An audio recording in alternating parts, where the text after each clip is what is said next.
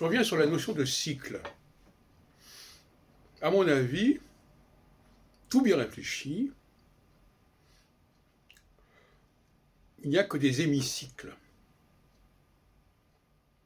C'est-à-dire que on va d'un solstice à l'autre, d'un équinoxe à l'autre, d'une quadrature à l'autre, d'une conjonction à une opposition.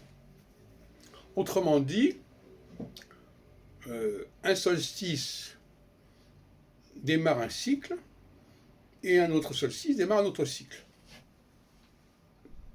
Une conjonction démarre un cycle, une opposition démarre un cycle. Autrement dit, dans le cas du cycle Saturne-Neptune, par exemple, cher à André Barbeau et à d'autres, l'opposition Saturne-Neptune, c'est le début d'un nouveau cycle. Parce que, comme je l'ai dit tout à l'heure, un cycle, c'est un demi-cycle, de toute façon. Parce que c'est toujours binaire. Un cycle n'est pas quaternaire, il est binaire. Donc 1, 2, 1, 2, 1, 2, 1, 2. Ce qui veut dire que les partisans du cycle Saturne-Neptune doivent s'intéresser autant à la conjonction Saturne-Neptune qu'à l'opposition Saturne-Neptune. C'est ce que d'ailleurs bien compris André Barbeau, à une époque en tout cas, dans les années 60, où il disait que l'opposition Saturne-Neptune de 71, donc 18 ans après 53, devait être aussi marquante que la conjonction. C'est plus ou moins ce qu'il disait. Et puis après, on a modifié la théorie pour ne polariser que sur la conjonction, ce qui permettait de dire, ben non, mais l'opposition, finalement, ça n'a pas beaucoup de sens, donc c'est normal que ça n'ait pas donné grand-chose. Et ce qui est intéressant aussi, c'est que cette malheureuse opposition, qui a été tellement décevante à un moment donné, dans les années 70, dans les années 70, elle a également été stigmatisée, si on peut dire, avec la production de l'indice cyclique. Puisque dans l'indice cyclique, l'opposition n'a pas du tout le même statut que la conjonction. La conjonction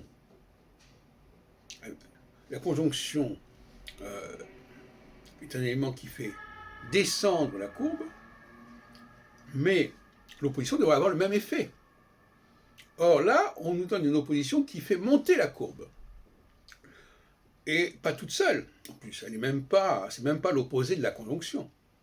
Puisque tous les aspects qui ne sont pas de l'ordre de la conjonction font monter la courbe en quelque sorte. En tout cas, au moins à partir du carré et évidemment à partir de l'opposition. C'est-à-dire pendant la moitié du temps. En réalité, et c'est pour ça que ce système ne marche pas, l'opposition a la même valeur que la conjonction. Et elle devrait donner les mêmes résultats que la conjonction, et ce sont les aspects intermédiaires, comme le carré notamment, qui devraient créer une dualité avec la conjonction et l'opposition. Ce qui n'est pas le cas.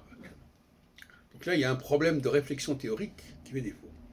Et puis, je voudrais faire une réflexion incidente. Nous n'avons pas accès au texte de Gouchon. Je n'ai pas été en mesure de me procurer le texte de Gouchon où il parle de l'indice de concentration planétaire.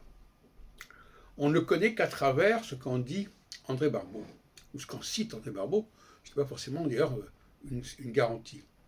Et en fin de compte, il faudrait connaître quelles étaient les arrière-pensées de Gouchon, c'est-à-dire quels étaient les éléments qui lui ont conduit à cela et les hypothèses qu'il a peut-être abandonnées en cours de route.